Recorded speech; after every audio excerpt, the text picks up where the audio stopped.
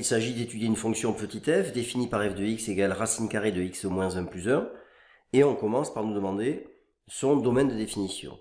Donc f de x existe si, alors sachant qu'il y a une racine carrée ici, on sait que la racine carrée d'un nombre est définie uniquement pour les nombres positifs. Donc on va dire si x moins 1 est supérieur ou égal à 0, c'est-à-dire x supérieur ou égal à 1.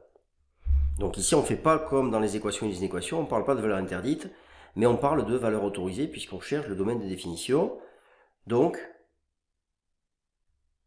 ce domaine de définition qu'on peut appeler D2F, puisque c'est l'appellation qui nous est proposée. Donc ça fait 1 fermé jusqu'à plus l'infini. Voilà notre domaine de définition. Maintenant, on passe aux variations de la fonction petit f. Donc petit 2, petit a. Étudier les variations de f sur D2F, autrement dit, sur 1 plus l'infini. On part comme d'habitude, c'est-à-dire on se donne deux nombres qui sont dans le domaine de définition, donc on appelle x1 et x2. Donc x2 est plus grand qu'x1, qui lui-même est plus grand ou égal à 1 puisqu'on doit être dans df. Et on va reconstruire notre fonction. Donc notre fonction est de x.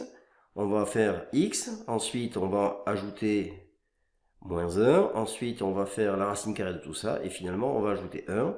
Voilà le modèle. Donc maintenant on le fait. Donc on commence par ajouter moins 1 de chaque côté, règle d'addition. Donc ça fait 1 moins 1, inférieur égal à x1 moins 1, inférieur égal à x2 moins 1. Donc ici j'obtiens 0, x1 moins 1, et enfin x2 moins 1. Maintenant il faut que j'applique la fonction racine carrée. Je vois qu'ici je suis dans les positifs. Je sais que la fonction racine carrée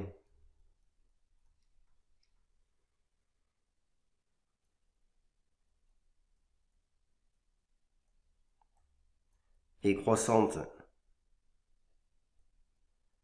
sur 0 plus l'infini. Par conséquent, quand je vais appliquer ma fonction racine carrée, je vais garder le même sens de l'inégalité. Donc ça me donne racine carrée de 0, inférieur ou égal à racine carrée de x1 moins 1, inférieur ou égal à racine carrée de x2 moins 1. Maintenant, il me reste à ajouter 1 de chaque côté, règle d'addition.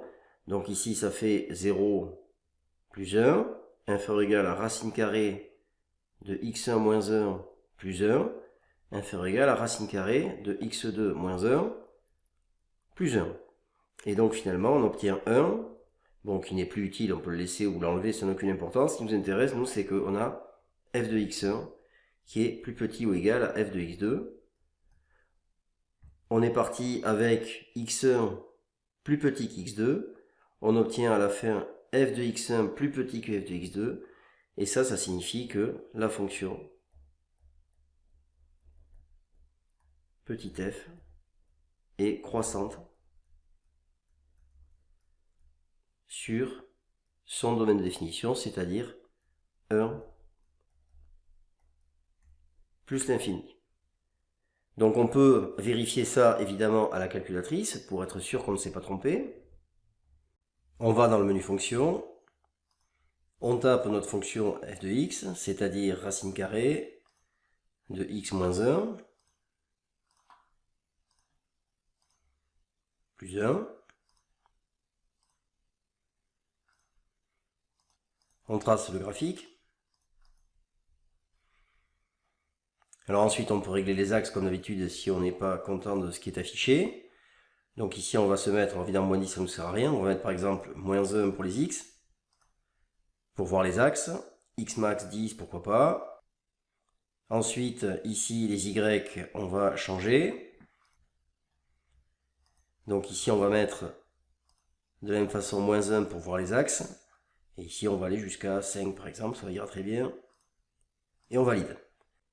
Alors on constate sur le graphique que la courbe est bien croissante, donc la fonction est croissante, ce qui correspond bien à ce qu'on a trouvé ici à la fin, une fonction croissante sur son domaine de définition. Quant au domaine de définition, on voit bien que ça démarre ici à 1 et qu'ensuite ça monte. Si on fait descendre le point ici, il n'y en a plus, vous voyez qu'à 0,9 ça ne marche pas, et si on augmente 1, 1 c'est bon, Donc ça correspond bien ici à la limite 1 qu'on a trouvée. Donc maintenant on va faire le tableau de variation. Alors on commence par x, qui va de 1 jusqu'à plus l'infini. Et dessous on aura f de x. Notre fonction est croissante sur son domaine de définition.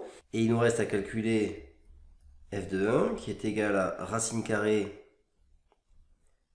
de 1 moins 1 plus 1, c'est-à-dire 1. Et donc ici on place 1. Voilà notre tableau de variation. Et ceci termine notre série d'exercices.